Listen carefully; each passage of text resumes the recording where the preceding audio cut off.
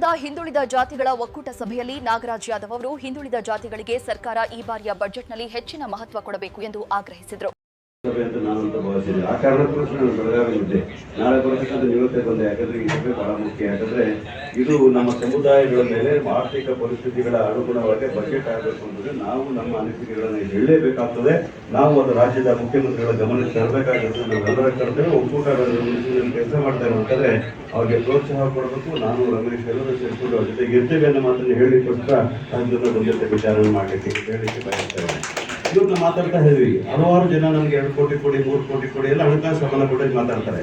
ಆದರೆ ಮೂಲತಃ ಹೋರಾಟ ಮಾಡಬೇಕಾಗಿರ್ತಕ್ಕಂಥದ್ದು ನಮ್ಮ ಅಸ್ತಿತ್ವದ ಪ್ರಶ್ನೆ ಅಂತ ಹೇಳೋದು ನಮ್ಮ ಜನಸಂಖ್ಯೆ ಅನುಗುಣವಾಗಿ ನಾವು ಬಜೆಟ್ ಅವಕಾಶಕ್ಕೆ ನಾವು ಒತ್ತಾಯ ಮಾಡಿದ ಕೆಲಸವನ್ನು ಮಾಡಲೇಬೇಕು ಅಂತ ಹೇಳ್ತೀವಿ. ನಾವು ಯಾವ ಶೋಷಿತ ವರ್ಗಗಳಂತಿದೆಯೋ SC/STಗೆ SC/PTS ನಾವು ದೊಡ್ಡ ಯೋಜನೆಗಳು ಕೊಟ್ಟಿದ್ದು ದೇಶದಲ್ಲಿ ಯಾರೋ ಇದ್ರೆ ಅದು ನಮ್ಮ ನೆಚ್ಚಿನ ಸಿದ್ದರಾಮಯ್ಯ ಬ್ಯಾಕ್ವರ್ಡ್ ಕ್ಲಾಸ್ ಬಂದಿರತಕ್ಕಂಥ ನಮ್ಮ ಮುಖ್ಯಮಂತ್ರಿಗಳು SC/STಗೆ ಯಾವ SC/ST ಕೂಡ ಇದನ್ನ ಪರಿಕಲ್ಪನೆ ಆಲೋಚನೆ ಮಾಡಿರಲಿಲ್ಲ. ಅದು ಮಾಡಿಕೊಟ್ಟರು ನಾವು ಬ್ಯಾಕ್ವರ್ಡ್ ಕ್ಲಾಸ್ನ ಮುಖ್ಯಮಂತ್ರಿ ಸಿದ್ದರಾಮಯ್ಯ ಅಂತ ಹೇಳ್ತೀನಿ. ಹಾಗಾಗಿ ಆ ಪರಿಕಲ್ಪನೆಯ ಅರ್ಥ ಮಾಡ್ಕೊಂಡಿರ್ತಕ್ಕಂಥ ಸಂವಿಧಾನ ಆಶಯಗಳನ್ನು ಅರ್ಥ ಮಾಡ್ಕೊಂಡಿರ್ತಕ್ಕಂಥವ್ರು ಸಾಮಾಜಿಕ ನ್ಯಾಯ ಬದ್ಧತೆ ಇರತಕ್ಕಂಥ ಮುಖ್ಯಮಂತ್ರಿ ಇರಬೇಕಾದ್ರೆ ಅದನ್ನ ಮಾಡಿಕೊಳ್ಳುವ ಕೆಲಸ ಈ ಬಜೆಟ್ ಅಲ್ಲಿ ಮಾಡ್ಕೊಳ್ಳಿಕ್ಕೆ ಆಲೋಚನೆ ಮಾಡಬೇಕು ಅನ್ನೋ ಹೇಳ್ತೀವಿ.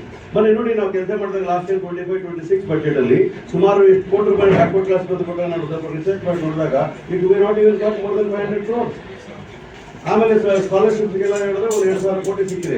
ಎಲ್ಲ ಹಾಕಿದ್ರು ಕೂಡ 3,000 ಕೋಟಿ ದಾಟೋದೇ ಇಲ್ಲ. ಆದ್ರೆ ಆಲೋಚನೆ ಮಾಡಿ ನೋಡಿ, ಬರೆದಿಟ್ಕೋಬೇಕಾಗ್ತದೆ. ನಮ್ಮ ಜನಸಂಖ್ಯೆ ಅನುಗುಣವಾಗಿ ನಾವು ಬಜೆಟ್ ತಗೊಳ್ಕೋಬೇಕಾದ್ರೆ ಎಷ್ಟು ಸಾವಿರ ಕೋಟಿಗಳು ಪಡ್ಕೋಬೇಕಾಗಿತ್ತು ಅಂತಕ್ಕಂಥ ನಾವು ಆಲೋಚನೆ ಮಾಡಬೇಕಾಗ್ತದೆ. ಇವತ್ತು SC/ST ಕೊಟ್ಟರೆ ನಾವು ಸ್ವಾಗತ ಮಾಡಿದಾಗ 42,000 ಕೋಟಿಗಳ ಕೂಡ ಜನಸಂಖ್ಯೆ ಅನುಗುಣವಾಗಿ ಕೊಟ್ಟರೆ ಈ ಬಜೆಟ್ ಅಲ್ಲಿ ನಾವು ಕೊಡ್ತಕ್ಕಂಥ ಬಜೆಟ್ ಅಲ್ಲಿ ಇಟ್ ಮೇ ಕ್ರಾಸ್ 46,000 crores. 96,000 ಕೋಟಿಗಳು ಹೆಚ್ಚಾಗ್ತದೆ. ಪ್ರತಿ ವರ್ಷ ಅದು ಹೆಚ್ಚಾಗ್ತಾ ಹೋಗ್ತಾ ಇರ್ತದೆ.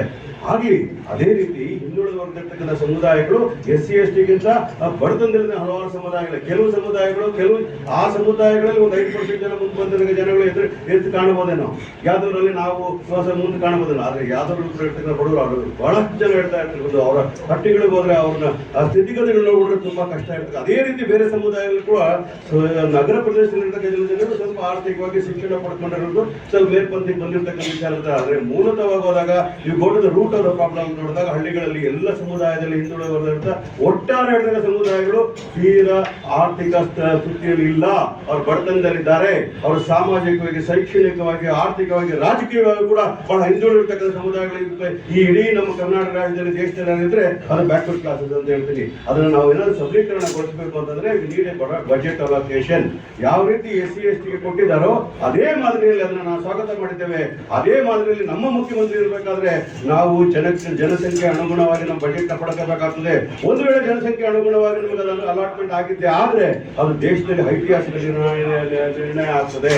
ಅದರ ಜೊತೆಗೆ ನಮ್ಗೆ ಯಾರ ಮನೆಗೂ ಕೂಡ ಅರ್ಜಿ ಕೊಟ್ಟು ಕೇಳ್ತಕ್ಕಂಥ ಪ್ರಸಂಗವೇ ಬರೋದಿಲ್ಲ. ನಾನು ಮಾತನ್ನು ಹೇಳ್ತೀನಿ. ಯೋಚನೆ ಮಾಡಿ ನೋಡಿ, ನಾವು ಎಷ್ಟು ಪರ್ಸೆಂಟೇಜ್ ಇರ್ತಕ್ಕಂಥ 51%, 52% ಇದೀವಿ ಅಂತ ಹೇಳ್ತೀವಿ. ಆದ್ರೆ ಬಜೆಟ್ ಅಲ್ಲಿ ಕೇವಲ 3,000 ಕೋಟಿ ರೂಪಾಯಿ ತಗೊಂಡ್ರೆ ಸಾಕು ಅನ್ನೋ ವಿಚಾರಗಳು ಹೇಳ್ತಾ ಇದ್ದೀನಿ.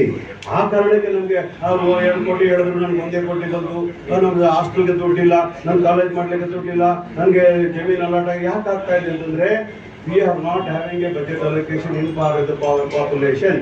ಹಾಗಾಗಿ ಒಕ್ಕೂಟ ನಾನು ಮನವಿ ಮಾಡ್ತಾ ಇದ್ದೇನೆ, ಇದರಲ್ಲಿ ಯಾವುದೇ ಕಾಂಪ್ರಮೈಸ್ ಇರಬಾರ್ದು.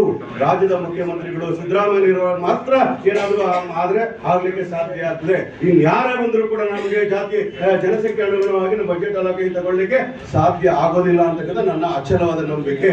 ಹಾಗಾಗಿ ನಮ್ಮ ಬಗ್ಗೆ ಸಿಂಪತಿ ಇರ್ತಕ್ಕಂಥ ಬಹಳ ನಾಯಕರುಗಳಿರ್ಬೋದು, ಆದ್ರೆ ಅದು ಕಾನ್ಸ್ಟಿಟ್ಯೂಷನ್ ಎಂಪವರ್ ಆಗಿ ಅದಕ್ಕೊಂದು ಆಕ್ಟ್ ಮಾಡಿ SC/PTS ಕೊಟ್ಟ ರೀತಿಯಲ್ಲಿ ಬ್ಯಾಕ್ವರ್ಡ್ ಕ್ಲಾಸ್ಗಳಿಗೆ ಸಹಾಯ ಆಗ್ತಕ್ಕಂಥ ಒಂದು ವಿಚಾರಧಾರನ ನೀವು ಮಂಡಿಸಬೇಕಾಗ್ತದೆ ನಾಳೆ.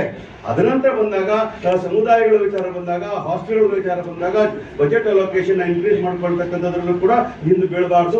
ನಾಚಿಕೆಯಿಂದ ಕೇಳಬೇಕಾಗ್ತದೆ. ಏನೂ ಆಗೋದಿಲ್ಲ. ಯಾಕಂದ್ರೆ we are getting our constitutional right. ನಮ್ಮ ಹಕ್ಕನ್ನ, ಸಂವಿಧಾನಬದ್ಧ ಹಕ್ಕನ್ನು ನಾವು ಪ್ರತಿಪಾದನೆ ಮಾಡಲಿಕ್ಕೆ ಒಳ್ಳೆ ವೇದಿಕೆ ವೇದಿಕೆ ಇಟ್ಕೊಂಡಿರ್ತಕ್ಕಂಥ ರಾಮಚಂದ್ರಪ್ಪ ಅವರ ವೇದಿಕೆಯಲ್ಲಿ ನಾವು ಪ್ರತಿಪಾದನೆ ಮಾಡಿದ್ರೆ ಅದನ್ನ ಖಂಡಿತವಾಗ್ಲೂ ಅವರ ರಿಕ್ವೆಸ್ಟ್ ಲೆಟರ್ ಅದನ್ನ ಸೇರಿಸಲಿಕ್ಕೆ ಪ್ರಯತ್ನ ಮಾಡ್ತಾರೆ ಅಂತ ನಂಬಿಕೆ ನನಗಿದೆ. ಅದ್ರ ಜೊತೆಗೆ ನಿಮ್ಗೆ ಹೇಳ್ಬೇಕು ಅನ್ನೋದ್ರು ಕೂಡ ಸ್ಕಿಲ್ ಡೆವಲಪ್ಮೆಂಟ್ ಬಗ್ಗೆ ಮಾತಾಡಿದ್ರು ನಮ್ಮ ಮಾನ್ಯ ರಮೇಶ್ ಬಾಬು ಅವರೆಲ್ಲ ಮಾತಾಡಿದ್ರು. ಇವತ್ತು ದಿವಸ ನಾವು ಮೊದಲ ತರ ಆರ್ಗನೈಸ್ಡ್ ಏನಂತಾರೆ ನ್ಯಾಚುರಲ್ ಗ್ರೋತ್ ಆಫ್ ಎಜುಕೇಶನ್ ಮಾಡಿದ್ರೆ ಈ ರೀತಿ ಉದ್ಯೋಗಗಳಿಗೆ ಸಿಗ್ಲಿಕ್ಕೆ ಸಾಧ್ಯ ಇಲ್ಲ. We have to get into technical education or skill based education ತಗೋಬೇಕು ಅಂತಂದ್ರೆ ನಮ್ಮ ಸಮುದಾಯಗಳಲ್ಲಿ ಆ ಇನ್ಸ್ಟಿಟ್ಯೂಟ್ಗಳನ್ನ ಸ್ಟಾರ್ಟ್ ಮಾಡ್ಲಿಕ್ಕೆ ನಮಗೆ ಸರ್ಕಾರದ ಸೌಲಭ್ಯಗಳು ಬೇಕಾಗ್ತದೆ. ಅದಕ್ಕೆ ಬಜೆಟ್ ಅಲೋಕೇಶನ್ ಬೇಕಾಗ್ತದೆ, ಹಾಸ್ಟೆಲ್ಗಳಿಗೆ ಬೇಕಾಗ್ತದೆ, ಶಿಕ್ಷಣ ಹೆಚ್ಚು ಮಾಡ್ಲಿಕ್ಕೆ ಬೇಕಾಗ್ತದೆ. ಈಗ SC ST ಗೆ ಬ್ಯಾಕ್ವರ್ಡ್ ಕ್ಲಾಸ್ ಸಪರೇಟ್ ಆಗಿ ಯಾವುದೇ ಯೂನಿವರ್ಸಿಟಿಗಳು ನಮ್ಮ ದೇಶದಲ್ಲಿ ಇಲ್ಲ. ಆದರೆ ಎಲ್ಲ ಯೂನಿವರ್ಸಿಟಿಗಳಲ್ಲಿ ಕಟ್ಟುನಿಟ್ಟಾಗಿ SC ST ಗೆ ಇಂಪ್ಲಿಮೆಂಟ್ ಮಾಡ್ತಕ್ಕಂಥ ಕಾರ್ಯಕ್ರಮಗಳ ಜಾರಿ ಮಾಡ್ತಾ ಇರ್ತಕ್ಕಂಥದ್ದು ಕೂಡ ನಾವು ಸ್ವಾಗತ ಮಾಡಿದ್ದೇವೆ. ಆ ರೀತಿಯಾದಂತಹ ರೀತಿಯಲ್ಲಿ ನಾವು ಕೂಡ ಉನ್ನತ ಶಿಕ್ಷಣಗಳಲ್ಲಿರ್ಬೋದು, ಉನ್ನತ ಶಿಕ್ಷಣದಲ್ಲಿ we are having 27% of reservation. In other education we may be having 32% of reservation.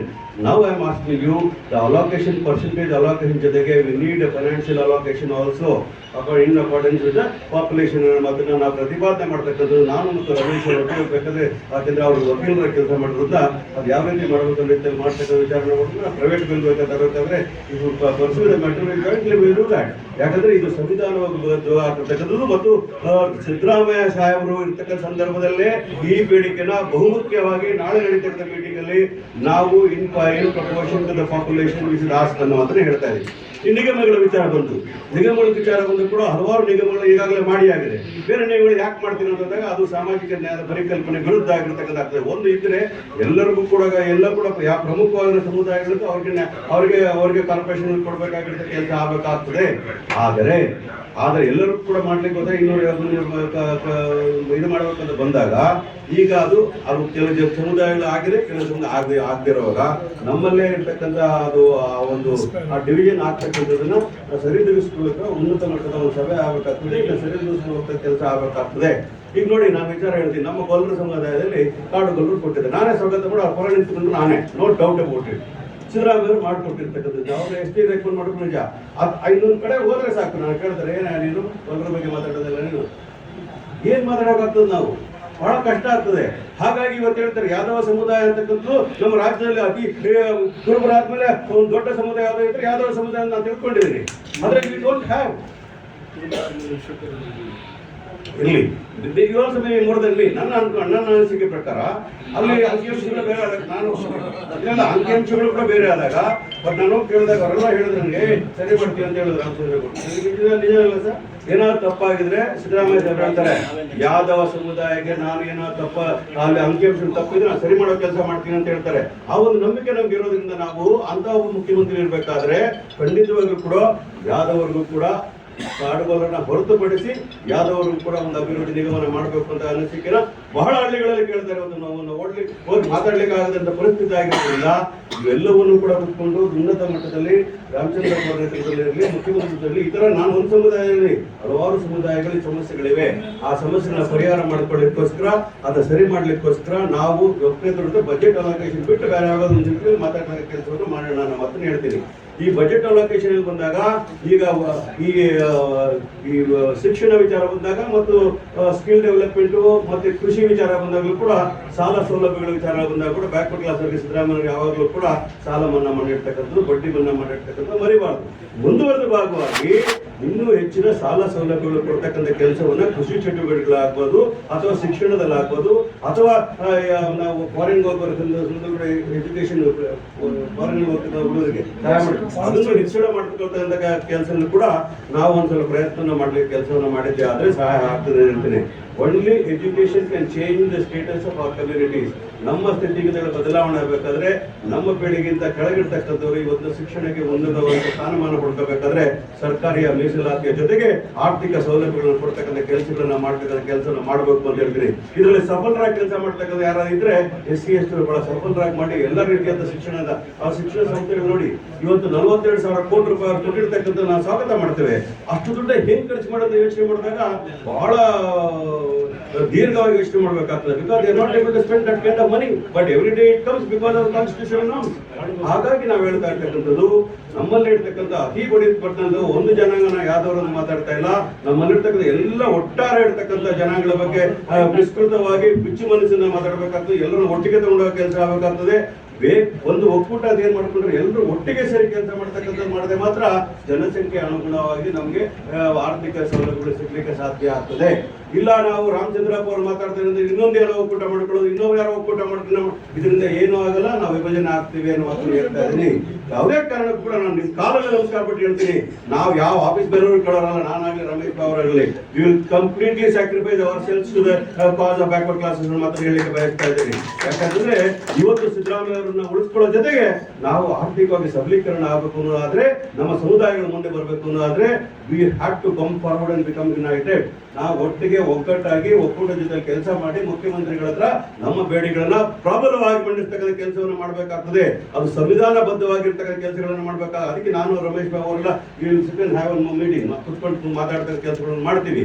ಹಾಗಾಗಿ ಈಗ ಮುಂದೆ ಹೊಟ್ಟಿನ ಬಜೆಟ್ ಅಲ್ಲಿ ನಾವು ಮತ್ತು ರಾಮಚಂದ್ರಪ್ಪ ಅವರು ಮತ್ತು ರಮೇಶ್ ಬಾಬು ಅವರು ಎಲ್ಲರೂ ಕೂಡ ಸರಿ ಕೇಳ್ತಾ ಇರ್ತಕ್ಕಂಥದ್ದು, ಏನೇ ಆಗ್ಬಿಡ್ಲಿ, ದೊಡ್ಡ ಹೋರಾಟವೇ ಆಗಲಿ, ನಾವು ಜನಸಂಖ್ಯಾಣವಾಗಿ ನಮ್ಮ ಅನುದಾನ ಪಡ್ಕೊಂಡು ನಮ್ಮ ಆ ಜನಸಂಖ್ಯೆ ಅನುಗುಣದಲ್ಲಿ ನಮ್ಮ ಸಮುದಾಯಗಳು ಸಿಗೋ ನಿಖರವಾದ ಮಾಹಿತಿಗಳು ಸಿಗ್ತವೆ. ಒಂದ್ ಕಡೆ ಒಂದು ಅಂಕಿಅಂಶಗಳು ಸರಿನೋ ತಪ್ಪು ಕಾಂತರಾಜ್ ವರದಿಯಲ್ಲಿ ನಮ್ಮ ಹತ್ರ ಅಂಕಿಅಂಶಗಳು ಇದೆ. ಸ್ವಲ್ಪ ಒಂದು 5% ಆ ಕಡೆ ಈ ಕಡೆ ಆಗ್ಬೋದು, ನಥಿಂಗ್ ಇಸ್ ಎಲ್ಲವೂ ಕೂಡ ರಾಂಗ್ ಅಂತ ಯಾರು ಹೇಳೋಕೆ ಆಗೋದಿಲ್ಲ. There may be little variation, but ಇನ್ನೊಂದು ರಿಪೋರ್ಟ್ ಬರೋದ್ರಿಂದ ಒಂದು average can be taken and you know what is happening there ಅನ್ನೋ ಮಾತನ್ನು ಹೇಳ್ತಾ ಇದ್ದೀನಿ. ಹಾಗಾಗಿ ನಮ್ಮ ಸಮುದಾಯಗಳಲ್ಲಿ ಎಷ್ಟೆಷ್ಟು ಜನಸಂಖ್ಯೆ ಇದೆ ಅಂತೇಳಿ ನಾನು 40 ಲಕ್ಷ ಹೇಳೋದು, ಇನ್ನೊಬ್ರು 20 ಲಕ್ಷ ಹೇಳೋದು ಬಿಟ್ಟು ಸ್ವಾತಂತ್ರ್ಯಗಳು ಗೊತ್ತಾಗ್ತವೆ. ಅದರ ಅನುಗುಣವಾಗಿ ನಮ್ಮ ಪಾಪ್ಯುಲೇಷನ್ ಅನುಗುಣವಾಗಿ ನಮ್ಮ ಬಜೆಟ್ ಅವಕಾಶನ ನಾವು ಮಾಡ್ಕೊಳ್ಬೇಕು, ಕೆಲಸವನ್ನು ಮಾಡೋಣ ಅಂತೇಳಿ ಆಂತರಿಕವಾಗಿ ನಾವೆಲ್ಲರೂ ಒಂದಾಗಿ ಕೆಲಸ ಮಾಡ್ಬೇಕು, ಕೆಲಸವನ್ನು ಮಾಡೋಣ. ಯಾವುದೇ ಕಾರಣಕ್ಕೂ ಕೂಡ ಈ ಪಾರ್ಟಿ ಆ ಪಾರ್ಟಿ ನೋಡೋದ್ರಿಂದ ಹೆಚ್ಚಾಗಿ ಸಿದ್ದರಾಮಯ್ಯನವರು ಬ್ಯಾಕ್ವರ್ಡ್ ಕ್ಲಾಸ್ ಮುಖ್ಯಮಂತ್ರಿ ಇದ್ದಾರೆ, ಅವ್ರ ಕೈಯನ್ನು ಬಲಪಡಿಸಿದ್ರೆ ಮಾತ್ರ ನಾವು ಏನಾದರೂ ಕೂಡ ಸಮುದಾಯಗಳ ಮುಂದೆ ತರಲಿಕ್ಕೆ ಸಾಧ್ಯ ಆಗ್ತದೆ ಅಂತ ಮನಸ್ಸಲ್ಲಿ ಇಟ್ಕೊಂಡು ನೀವೆಲ್ಲರ ಆಧಾರವಾಗಿ ನಮಸ್ಕಾರ ಮಾಡಿ ಹೇಳ್ತೀನಿ.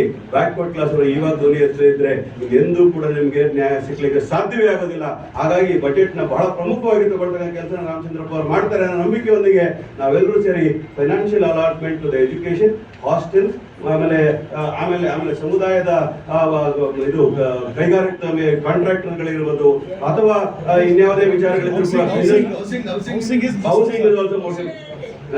ರಿಯಾಲಿಟಿ ಸೆಕ್ಟರ್, ಅದು ಮಹಿಳಾ ಉದ್ಯಮಿಗಳಿಗೆ ನಾವು ಪ್ರೋತ್ಸಾಹ ಕೊಡ್ತಾರೆ, ಕೆಲಸ ಮಾಡಬೇಕಾಗ್ತದೆ. ಬ್ಯಾಕ್ವರ್ಡ್ ಕ್ಲಾಸ್ ಒಂದು ಮಹಿಳೆ ಎಜುಕೇಟ್ ಆಗಿ ಒಂದು ಇಂಡಸ್ಟ್ರಿ ಸ್ಥಾಪನೆ ಮಾಡಿದ್ರೆ ತುಂಬಾ ಫ್ಯಾಮಿಲಿಗಳು ಮುಂದೆ ಬರಲಿಕ್ಕೆ ಸಾಧ್ಯ ಆಗ್ತದೆ ಅಂತ ಯೋಚನೆ ಮಾಡಿದ್ದೀನಿ. ಹಾಗಾಗಿ whether it industries, whether it small scale industries, whether it is education, whether it ಆರೋಗ್ಯದಲ್ಲಿ ಕೂಡ, ವಿಮೆ ವಿಚಾರದಲ್ಲಿ ಕೂಡ ನಾವು ಆಲೋಚನೆ ಮಾಡಬೇಕಾಗ್ತದೆ.